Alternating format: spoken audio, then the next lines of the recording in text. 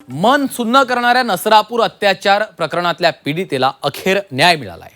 नराधम आरोपी भीमराव कांबळेला पुणे सत्र न्यायालयानं फाशीची शिक्षा सुनावलेली आहे।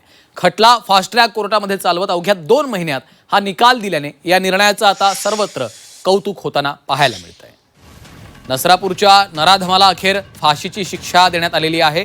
पुणे सत्र न्यायालयानं हा ऐतिहासिक निकाल दिलाय आणि न्यायालयाच्या या निकालाचं आता सर्व स्तरातनं कौतुक देखील केलं जातं।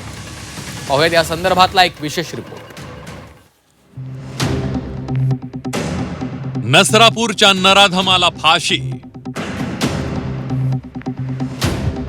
पुणे सत्र न्यायालयाचा ऐतिहासिक निकाल।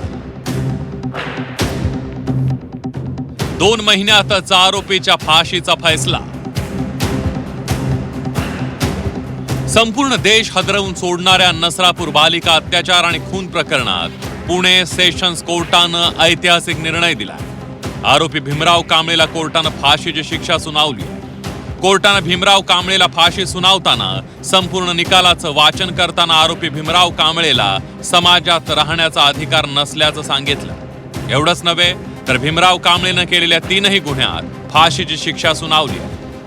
याच्यात आम्ही न्यायालयाच्या ही निदर्शनास आणून दिलं होतं की इवन या बालिकेचा मृत्यू झाल्यानंतर देखील तिच्या मृतदेहाशी देखील या आरोपीने मृतदेहावर देखील या आरोपीने अत्याचार केलेले आहेत आणि ही अतिशय पराकाष्ठा झालेली आहे। यापेक्षा वाईट काहीच असू शकत नाही। मेहरबान कोर्टाने आज ह्या 12च्या 12 केस लॉचा जिस्ट हा वाचून दाखवला।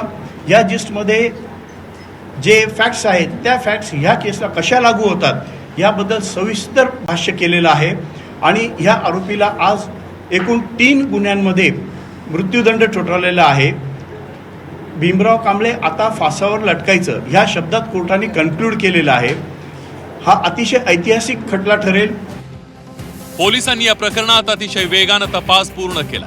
शिवाय जलद गतीनं आरोपपत्रही दाखल केलंय।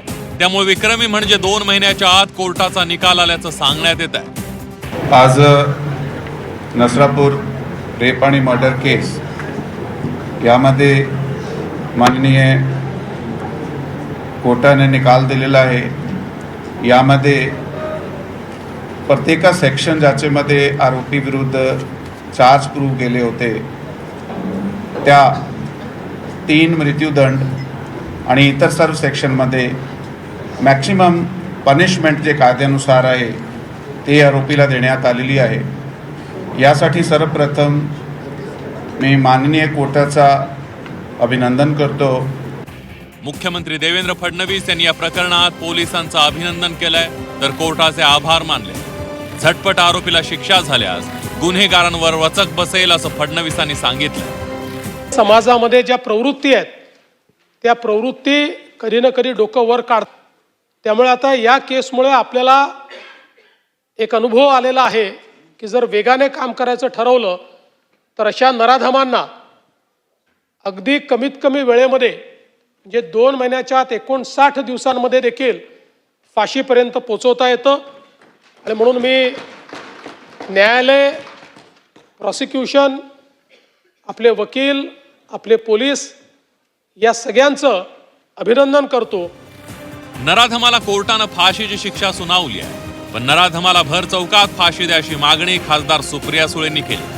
तर फाशीच्या शिक्षेची तातडीनं अंमलबजावणी करण्याची मागणी उद्धव ठाकरेंनी केली।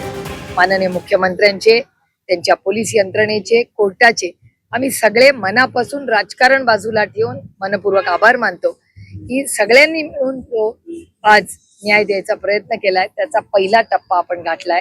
पण माझी माननीय मुख्यमंत्री आणि कोर्टाला विनम्र विनंती आहे की या नराधामाला भर चौकात खरं तर ठेचूनच काढलं पाहिजे।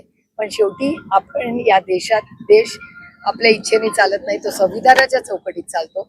त्याच्यामुळे त्याला भर चौकात फाशी द्या आणि ती लवकरात लवकर द्या। कोर्टाने योग्य निर्णय दिलेला आहे आणि या निर्णयावरती फक्त आता आपण समाधान न मानता लवकरात लवकर त्या निर्णयाची अंमलबजावणी केली गेली पाहिजे। नाहीतर मग हे अपिला मागून अपील, तारीख पे तारीख असं होत राहिलं तर मग पंचायत होईल। म्हणून मला असं वाटतं जेव्हा कोर्टाने सगळ्या गोष्टी तपासून हा निर्णय दिलेला आहे त्या निर्णयानुसार लवकरात लवकर या शिक्षेची अंमलबजावणी झाली पाहिजे. चिमुरडीच्या वडिलांनी कोर्टानं दोषी आरोपीला सुनावलेल्या शिक्षेवर समाधान व्यक्त केलंय. कायद्यावरील विश्वास आणखी दृढ झाल्याची भावना पीडित कुटुंबानं व्यक्त केली. हे वय खरं लज्जास्पद आहे की ते या वयात तो हे करतोय, त्यामुळे सुधारण्याच्या पलीकडे आहे आणि हे सरकारचा एकदम स्वागतार्ह निर्णय आहे. त्याबद्दल आम्ही नक्कीच समाधानी आहोत. नक्कीच एक इतिहास घडला आहे आणि याचा खूप समाजाला फायदा होईल आणि नक्कीच मी अशी अपेक्षा करतो की आपल्या महिला सुरक्षित आपल्या या निर्णयातून राहतील. कायद्यावर विश्वास ठेवला तर आपल्याला जसा आज निकाल लागला तसा नक्कीच लागू शकतो. त्यामुळे सगळ्यांनी कायद्यावर विश्वास ठेवा आणि यातून एक मेसेज जातोय की आपला कायदा अशा गुन्हेगारांना फाशीवर लटकवल्याशिवाय सोडणार नाही. कोणत्याही गुन्ह्यात आरोपी लवकरात लवकर दोषी ठरणं महत्वाचं असतं. तसं झाल्यावरच सामान्य माणसाचा न्यायव्यवस्थेवरचा विश्वास दृढ होईल. आता कोर्टानं शिक्षा सुनावली आहे. आरोपी वरच्या कोर्टात गेल्यास पुढच्या सगळ्या प्रक्रियाही वेगानं होऊन आरोपीला तातडीनं शिक्षा व्हावी अशी अपेक्षा व्यक्त केली जाते. निलेश खरमरेसह चंद्रकांत फुंदे, झी 24 तास, पुणे.